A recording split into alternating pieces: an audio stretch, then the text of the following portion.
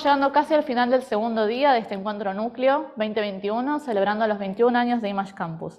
Tengo el gusto de presentarles a nuestro querido egresado Paolo Cavalieri. ¿Puedes contarnos un poco de él?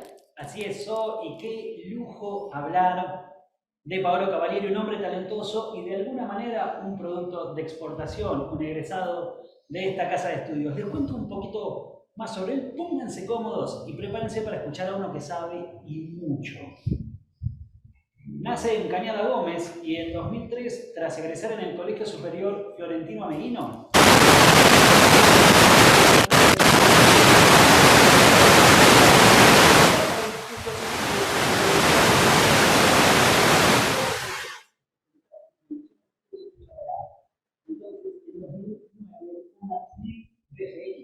para suplir esta necesidad. Alrededor del mismo año, estructura la primera carrera de simulaciones dinámicas del país. En 2010 gana su primer León en Cannes con Autopelo, un proyecto reconocido internacionalmente. Posicionado como uno de los mejores estudios especializados en simulaciones de Latinoamérica, Blip BFX empieza a trabajar también para proyectos de clientes como Jack Daniels, Coors Light, Coca-Cola y Disney. En 2013, Juan José Campanella contacta a Paolo para que dirija los efectos visuales de la película Metegol, ¿sí? La primera película de animación premiada del conocido director argentino. En 2014, Blip BFX abre su oficina en Barcelona y en 2016 en Sao Paulo. En 2017, junto a otros socios y motivado por la vanguardia tecnológica, crea una empresa de impresión 3D llamada Solid Inc., que se la conozcan. En 2018 cierra acuerdos de representación de Blip BFX en Asia y Australia. En el mismo año fue nombrado embajador cultural por el mundo por la Municipalidad de Cañada de Gómez, su lugar natal. Ha participado en numerosas conferencias y festivales internacionales impartiendo workshops y talleres. Su trabajo ha sido reconocido alrededor del mundo gracias a los premios otorgados a lo largo de su carrera. Entre ellos, Cannes Lion, American Advertising Award, ProMax Award, Ojo de Iberoamérica, Círculo de Oro México, New York Festival, Lápiz de Platino. Actualmente continúa su trabajo en Blip BFX como supervisor de efectos visuales y director. Así que ya saben, con ustedes, nada más y nada menos que nuestro querido Paolo Cavalieri. Placa cortita y estamos con él.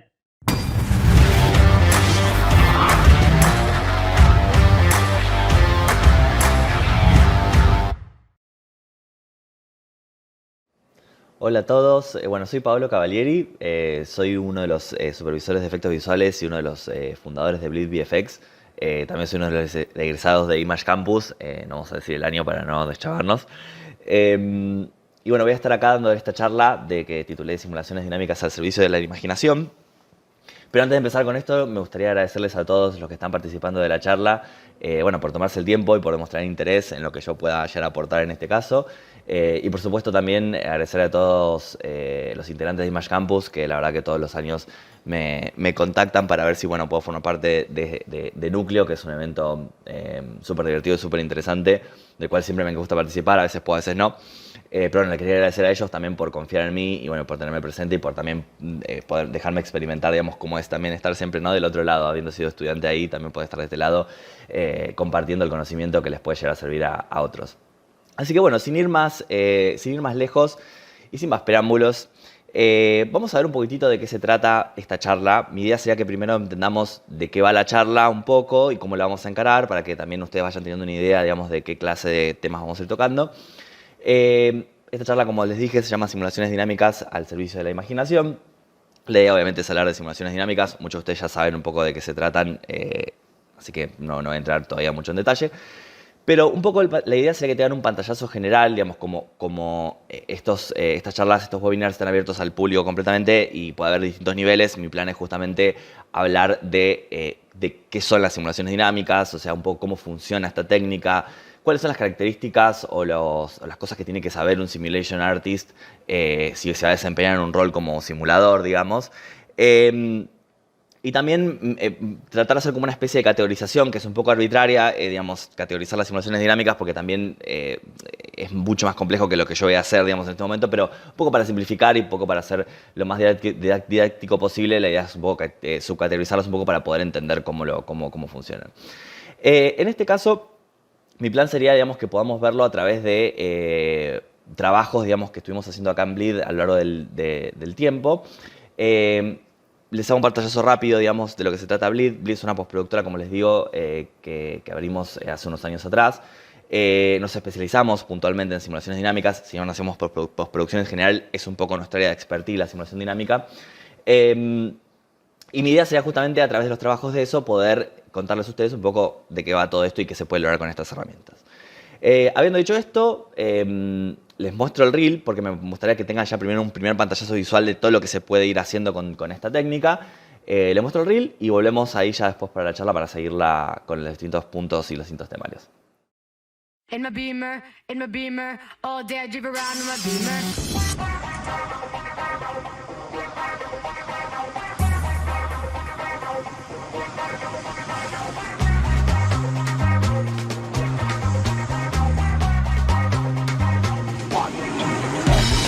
Others understand how I roll in the streets, a true soldier, always carrying my heat. Winner is all here around me, cause that's the usual life of an OG. When I hit up the mall, people be asking me how. Each of my arms is bigger than my house. In my beamer, all day I drive around in my beamer. All day I drive around in my beamer. Starting hard, looking fresh. In my beamer. All day I drive around in my beamer. When I step up on his block and I take a look at his beamer, the kid's so hot he's making me drop. I wanna ride in his beamer. His wind shining up in my eyes and it's got me so hypnotized. Something about him I don't really know, but the way he puts on his show. In my beamer, all day I drive around in my beamer. In my beamer, all day I drive around in my beamer. Strutting hard, looking fresh. In my beamer, all day I drive around with my beamer.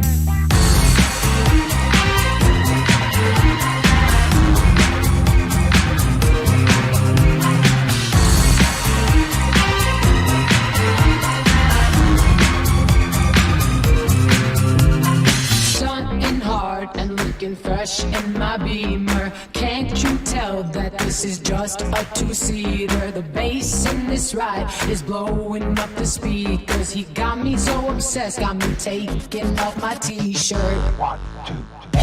Ain't a soul in this world that's seen such a guy. This pop looking so smooth, so fly. The lights on my beamer ain't even on, kid, but I'm still blinding y'all like flaming acid. Shutting them up just by the way that I talk. The name is Astro Mag and it's me that they stalk. Sound system in the back, mommy's in the front. And it's me that they hunt. Something hard and looking fresh. And it's me that they hunt. Can't you tell that this is just a two-seater? And it's me that they hunt. The bass in this ride is blowing up the And it's me that they hunt. He got me so obsessed, got me taking off my t-shirt. In my beamer, all day I drive around in my beamer. All day I drive around in my beamer. Starting hard, looking fresh. In my beamer. All day I drive around in my beamer.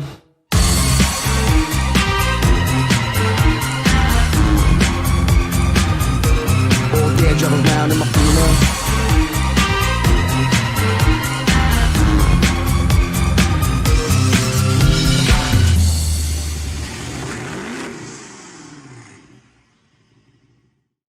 Bueno, ese fue el reel de Bleed VFX. Espero que les haya gustado. Mi plan ahora sería un poco contarles, empezar ya meternos un poquito más en el tema, empezar a contarles qué son las simulaciones dinámicas, como definirlas de alguna manera, ¿no? Y creo que la mejor manera de entenderlo es entender por qué aparecen, digamos, por qué está la necesidad, digamos, de contar con las simulaciones dinámicas.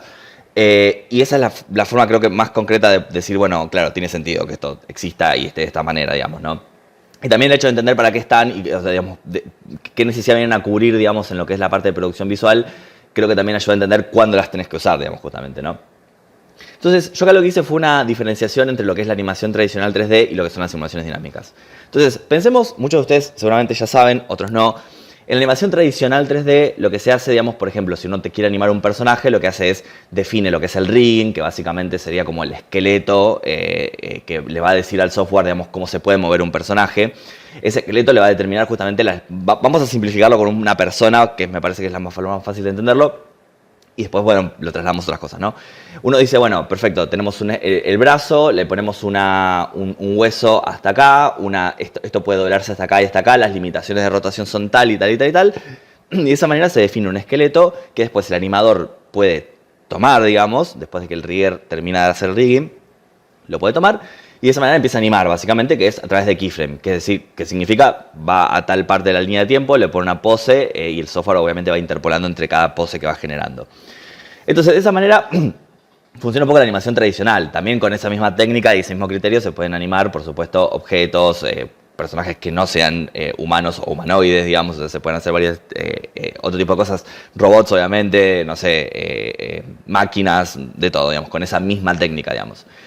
Pero, digamos, veamos cuál es la limitación de esa técnica. Es decir, es muy amplio lo que se puede hacer, pero, por ejemplo, ¿qué pasa si tenemos que animar agua, por ejemplo, con esa técnica? O si tenemos que animar fuego, o de forma hiperrealista todas las arrugas de una tela.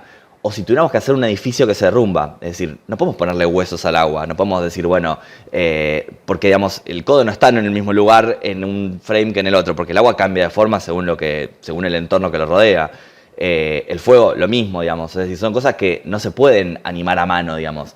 Si bien hay algunas técnicas para hacerlo medio manual o mentir un poco, como decimos en la industria, mentir un poco el efecto, la forma correcta de resolver ese tipo de cosas es a través de las simulaciones dinámicas. Entonces ahí es donde digo yo que es importante entender por qué aparecen. Justamente resuelven ese hueco que está en la producción visual que no se puede resolver con las técnicas tradicionales. No solo hay una limitación de que no se podría hacer de forma realista manualmente, porque yo diría, por ejemplo, bueno, sí, la verdad que con las mismas técnicas podemos animar, por ejemplo, un hormiguero lleno de hormigas. Pero la realidad es que, tipo, si tenemos que animar 5.000 hormigas, tenemos que llamar 5.000 animadores durante 3 meses para hacer un plano, digamos. Entonces, justamente la limitación no es solamente de lo que no se puede hacer porque no llega visualmente a ese resultado, tenga ese resultado, sino también porque es una cuestión productiva que es más fácil hacerlo de otra manera, es más productivo hacerlo de otra manera. Lo mismo con el edificio derrumbándose. Se podrían animar escombro por escombro cada piedrita con la técnica tradicional, pero la realidad es que te llevaría muchísimo tiempo y rara vez calculo que quedaría realista. Entonces ahí aparecen justamente las simulaciones dinámicas, a cumplir esa necesidad, tapar ese agujero, digamos, que nos deja, digamos, la forma tradicional de encarar la producción visual, digamos. Ahora que más o menos entendemos qué área cubren, la idea sería justamente entender ya definirlas directamente. ¿Qué son? Bueno, si no son cosas animadas a mano, si no es una técnica justamente manual, como vimos recién que quería un animador, entonces ¿qué son? Bueno, son cálculos matemáticos, básicamente. Son cálculos matemáticos que resuelven el comportamiento de fenómenos o sustancias o elementos complejos que se hacen a través, justamente, como le digo, de algoritmos que son internos de los softwares. Se lo suelen llamar, motores de cálculo o solvers también a estos cálculos. Y básicamente resuelven eso, justamente así. Son cálculos matemáticos que resuelven esos fenómenos complejos. Yo lo que hice acá un poco fue, como les contaba al principio, hacer esta categorización, digamos, que es bastante arbitraria, que tiene como objetivo ser simplemente didáctica nada más, donde pueden ver que acá puse, por ejemplo, que con esta técnica, con estos cálculos matemáticos, podemos resolver algunos de estos fenómenos, como por ejemplo los gases, o sea, el fuego y el humo, que hay tipo un montón de otras cosas ahí en el medio. Los fluidos, que técnicamente el gas es un fluido, bueno, ahí por eso digo que no es tan así, pero los fluidos, por ejemplo, si queremos hacer agua, barro, leche, chocolate, lo que querramos, partículas, que en este caso podrían ser tipo granitos de cosas, cantidad de, no sé, un enjambre de abejas, cosas flotando en el espacio, digamos, de modo ambientativo, telas, pelos, cuerpos rígidos y cuerpos blandos. Hay un montón de otras cosas que se pueden hacer y además yo lo estoy como categorizando en lo que nosotros podemos percibir de la vida real. Obviamente que después también con las simulaciones dinámicas se pueden hacer cosas abstractas o más efectistas, digamos, que serían justamente cosas que no están en la vida real, que digamos, nos permiten justamente volar un poco, y ahí un poco el título de la charla, de que están al servicio de nuestra imaginación. Esta categoría es a modo, como les digo, más didáctico, pero podemos hacer un millón de otras cosas con las simulaciones dinámicas. Bien, habiendo dicho esto, ya entendemos un poco qué son y digamos qué área un poco de la producción visual cumplen. Mi plan sería contarles un poquito ahora cómo es el trabajo del Simulation Artist, es decir, de qué va un poco su trabajo, porque justamente hablamos un poco del trabajo del animador, medio que sin querer, para poder compararlo contra esto, pero el plan sería por ahí entender cómo es el proceso. Digamos, si el simulador no anima a mano o no establece un keyframe o no, digamos, ¿cómo es su trabajo? Bueno, el trabajo, y acá yo lo que voy a hacer es ejemplificar en un pipeline de trabajo ideal, digamos, donde hay distintos departamentos. Está el departamento de modelado, el departamento de animación, el departamento de lighting, el departamento de shading. Lo voy a ver lo voy a contar un poco de esa manera para que lo podamos entender estructuralmente. No significa que esto pase siempre, digamos, en las producciones, dependiendo de la escala de la producción, no pasa siempre de esta manera, pero hago la aclaración para que manejemos las expectativas, digamos, ¿no? Bueno, entonces generalmente un simulador, ¿qué hace? Recibe una escena, generalmente en este caso, vamos a poner un ejemplo. Pongamos que queremos inundar un cuarto, digamos, ¿no? Inundar un cuarto con líquido que entra por las ventanas. En este caso, el simulador recibe la escena de un departamento de modelado, incluso puede venir un departamento de layout donde ya esté planteada una cámara, por ejemplo, para entender un poco qué es lo que está viendo, digamos, en ese caso. Y lo que hace el simulador es simplemente recibe la escena y la configura, justamente, ¿no? ¿Qué significa configurar la escena? Y bueno, primero va a poner los emisores de líquido donde tienen que ir para decir, bueno, si tienen que entrar por la ventana, por dónde van, digamos, por qué lugares va a ingresar ese líquido, dónde están los emisores de líquido, por ejemplo. No solo va a poner los lugares de emisión, sino también va a poner, por ejemplo, las configuraciones internas del líquido, es decir, cuán viscoso es, cuánta tensión superficial tiene, si tienes un fluido que tiene condiciones de pegarse a superficies o no. En este caso es agua, con lo cual eso mucho no va a pasar. Pero digo, le va a configurar, digamos, las características de ese fluido. Va a agregar fuerzas también, como por ejemplo, en este caso, como es una inundación, la gravedad. Es decir, siempre el líquido va a tener que tener una gravedad. Si no, digamos, en las simulaciones dinámicas, como siempre digo, como está al servicio de la imaginación, uno podría simular un fluido ingrávido, por ejemplo, pero en este caso queremos que haya. Entonces el simulador configura la gravedad y después configura todo el entorno. Es decir, le dice a las paredes que son objetos que van a estar completamente rígidos y les va a decir qué cantidad de fricción van a tener, por ejemplo, qué rugosidad va a tener en el sentido de que cómo el fluido impacta, si se va a rebotar para todos lados o simplemente se va a deslizar suavemente, si también tiene esa superficie se va a poder permitir pegar o no el fluido. Y después también va a decir cosas como, por ejemplo, la densidad, por ejemplo, si algunos objetos tienen que moverse con el líquido, como si hay sillas o mesas, si queremos que se desplacen. Todo eso lo configura el Simulation Artist. Entonces, ¿qué hizo el Simulation Artist hasta ahora? Recibió una escena, configuró toda esa escena para llegar como lo que él considera que es su objetivo, y después entra el proceso de simulación, justamente, que de acá viene el nombre, digamos, de la técnica. Casi todos los solvers, o todos los motores de cálculo de simulaciones de fluidos, tienen un botón que es o Simulate, o Calculate, o Render, todos. Porque justamente después de que se hace toda esa configuración, se pasa a la instancia, digamos, de lo que es la simulación, donde entra justamente a jugar ese cálculo matemático que mencionamos al principio. Es decir, el software levanta toda esa información que configuró el Simulation Artist, lo ingresa, digamos, al algoritmo que tiene para calcular cómo se comportaría ese fenómeno y lo empieza a procesar. Ese proceso puede durar minutos, dependiendo de la complejidad de la simulación, minutos, a veces horas, a veces días, sinceramente, dependiendo obviamente de la complejidad de la simulación. Y lo que hace el software es calcula, estipula cómo se comportaría ese fenómeno que le estamos pidiendo que se comporte, en este caso cómo el agua movería los objetos y cómo el agua se trasladaría y haría los splashes y chocaría contra las cosas, y después devuelve un resultado, después de esas horas, minutos o días, digamos, ¿no? Entonces, esto es importante entenderlo porque, digamos, ese es el trabajo del simulador, básicamente. Después, obviamente, en el medio hay cosas intermedias. O sea, el simulador puede animar algunas cosas, puede animar parámetros, puede animar emisores, puede animar... Hay un montón de cosas intermedias, digamos. Pero, digamos, básicamente, la línea de trabajo es siempre la misma. Recibe algo de data, la configura, la simula y devuelve un resultado.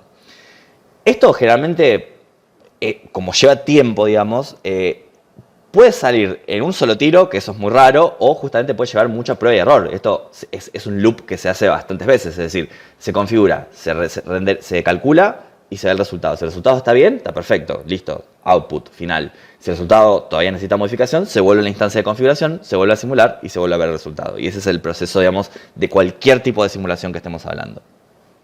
Bien, hablemos ahora un poco también de habiendo entendido ya un poco qué son, cómo funcionan, digamos, para qué nos sirven y un poco, digamos, cómo es el proceso de simulación. Vayamos un poco ahora a las características que tiene que tener un simulation artist, un simulador justamente.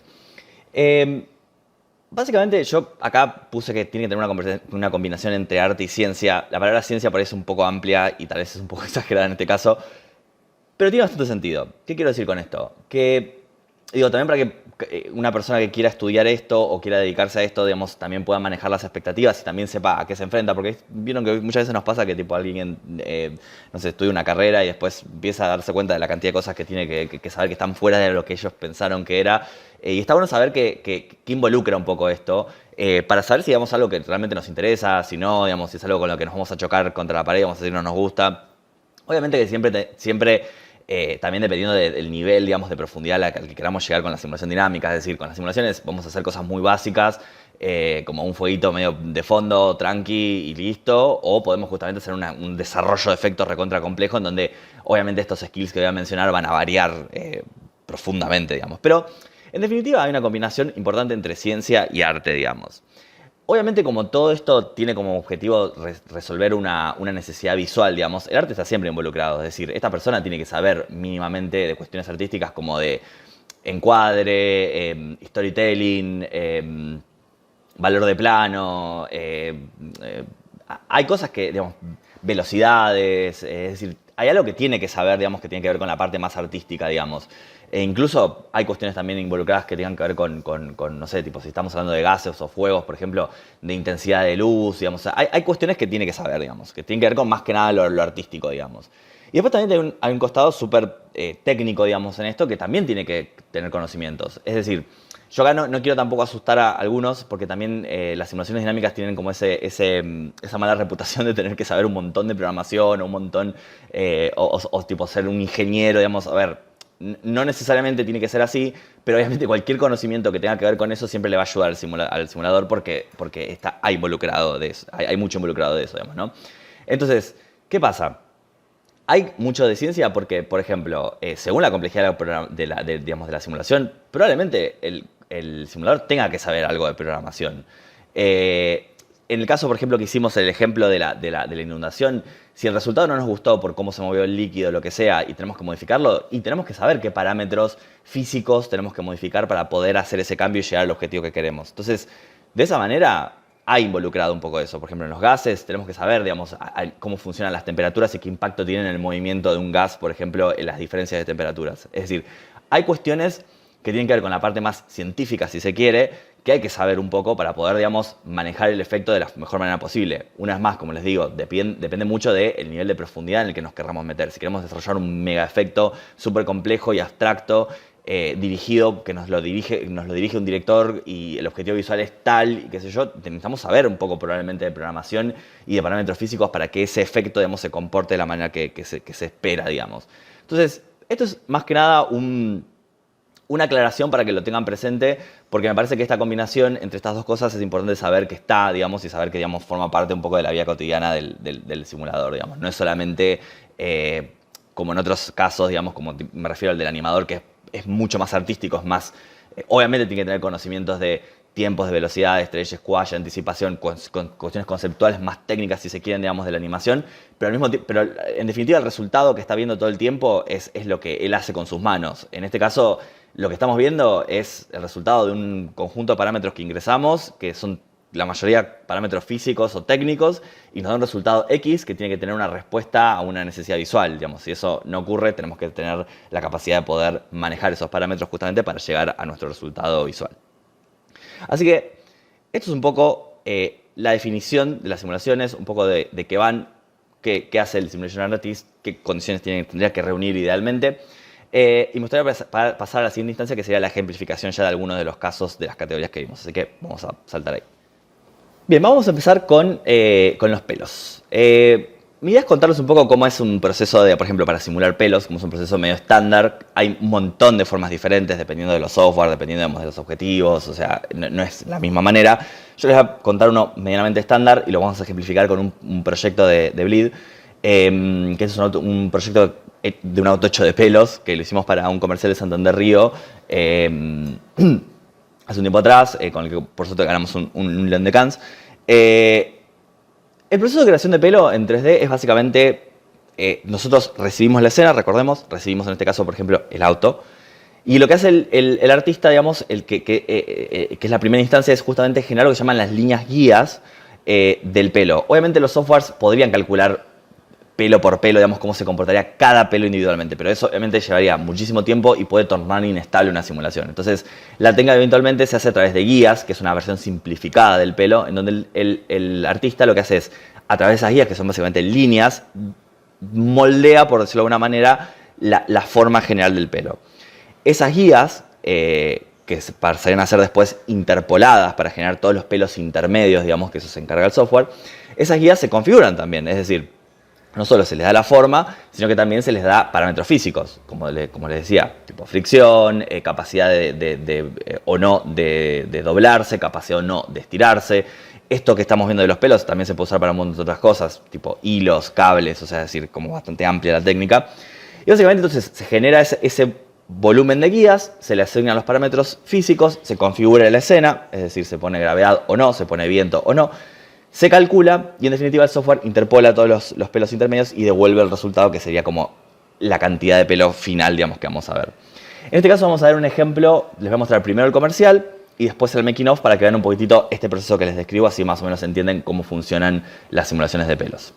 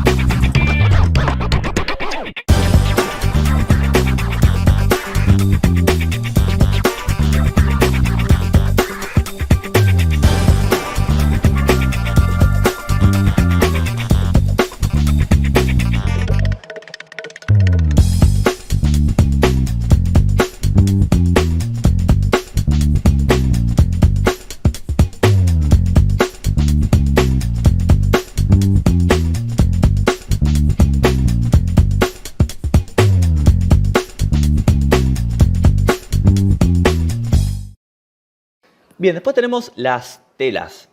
Con las telas, generalmente digamos, las telas se manejan como superficies, es decir, superficies sin volumen, teóricamente. El software internamente después le calcula un grosor a eso, digamos, si uno quiere, que es un trabajo del Simulation Artist definir eso.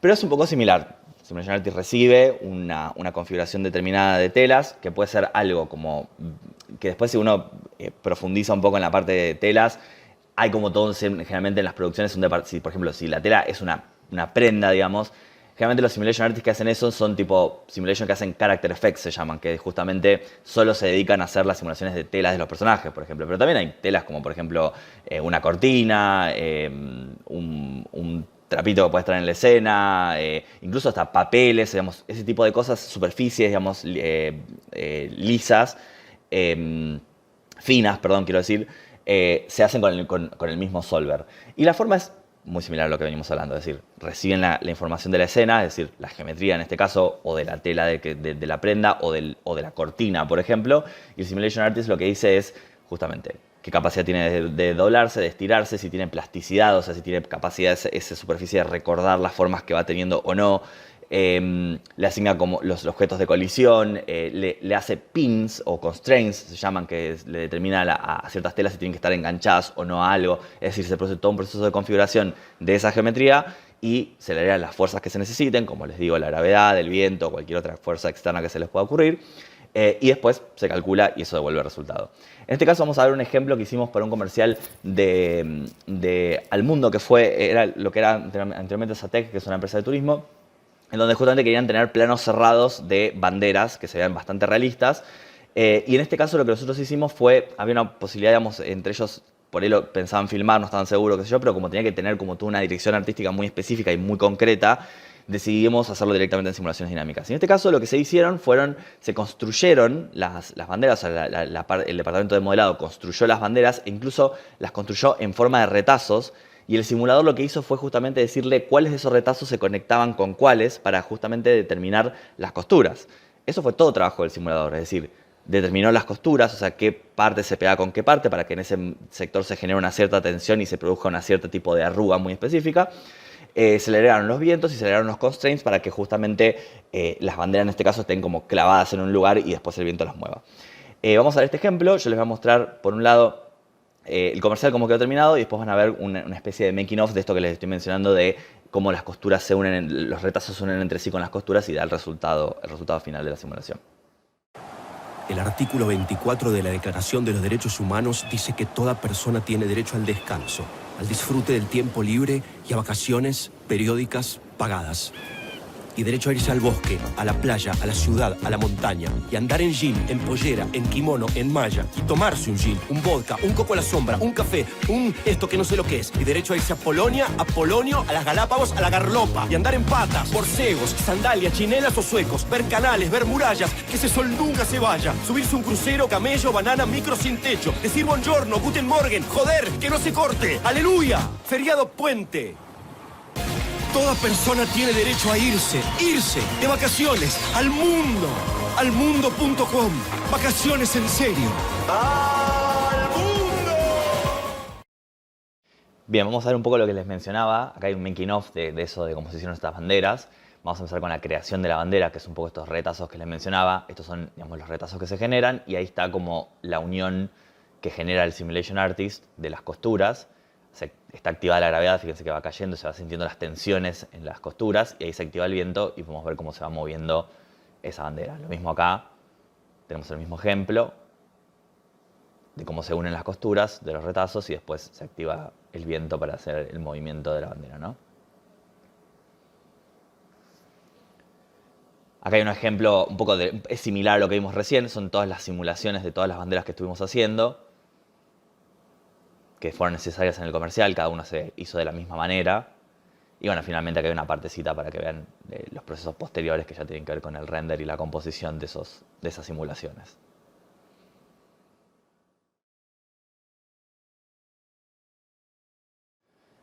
Bien, ahora tenemos fluidos. Los fluidos se manifiestan generalmente como partículas también. Hay distintas técnicas de simulación de fluidos, digamos, hay distintos solvers, digamos, que manejan la forma de calcular el fluido de manera diferente. Actualmente los fluidos flip son como, el que se quiera meter un poco en el asunto lo puede investigar, los fluidos flip son como un poco por ahí lo más estándar, pero básicamente son partículas desplazándose en el espacio, es decir, en este caso el trabajo del simulador consiste en, como yo un poco les contaba en el ejemplo anterior, en definir el lugar de los emisores, en configurar las características de ese líquido, digamos, o sea, qué características tienes, como les decía, si es viscoso, si es denso, si tiene tensión superficial o no, cómo reacciona ante la fricción, digamos, si se puede pegar o no contra superficies. el simulador no solo setea eso, sino que también calcula las, no sé, vorticidades, agrega las fuerzas y los objetos de colisión, y de esa manera se calcula el fluido. En este caso le vamos a dar el ejemplo de un proyecto que hicimos para Disney Channel, que fue para la campaña de Disney Summer, se llamaba, que era justamente toda la campaña de verano. Y ahí van a ver involucrados, van a ver un montón de fluidos en distintas formas, para que tengan un poco una idea, digamos, de dónde se aplica un poco esta técnica.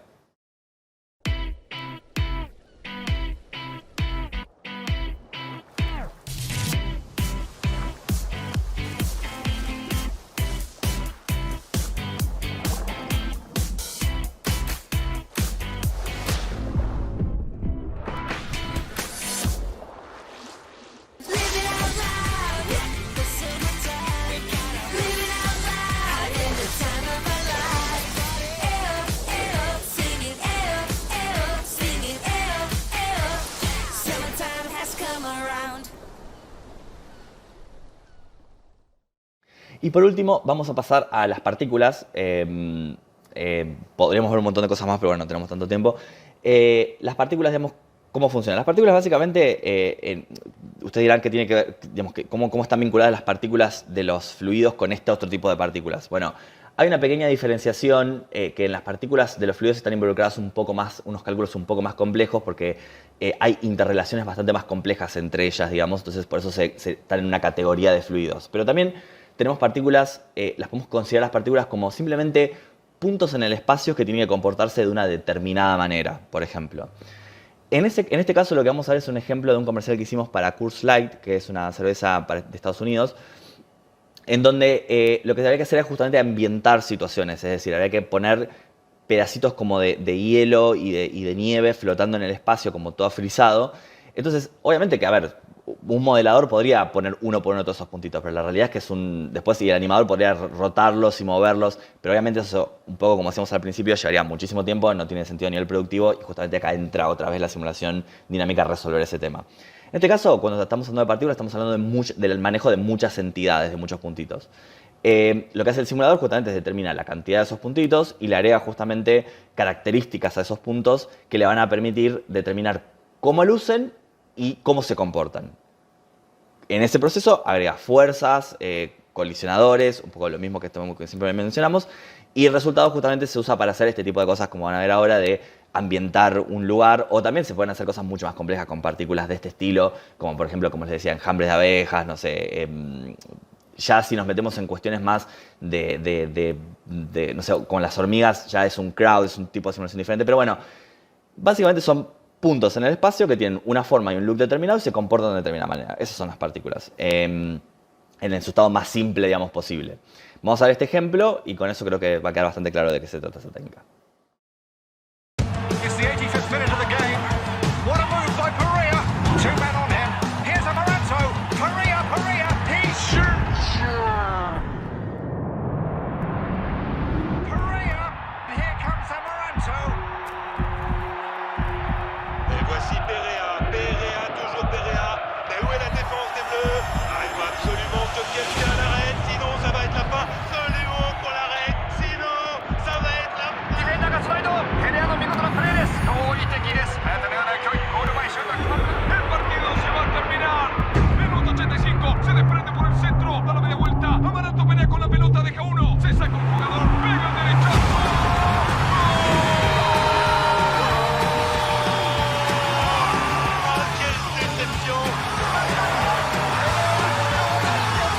Here's to the game that makes everything stand still. Coors Light, refresh your world. It's the 85th minute of the game. What a move by Perea. Two men on him. Here's Amaranto. Perea. He shoots. Perea. Here comes Amaranto. Et voici Perea, toujours Perea. Mais où est la défense des Bleus? Il faut absolument que quelqu'un l'arrête, sinon ça va être la fin. Absolument qu'on l'arrête,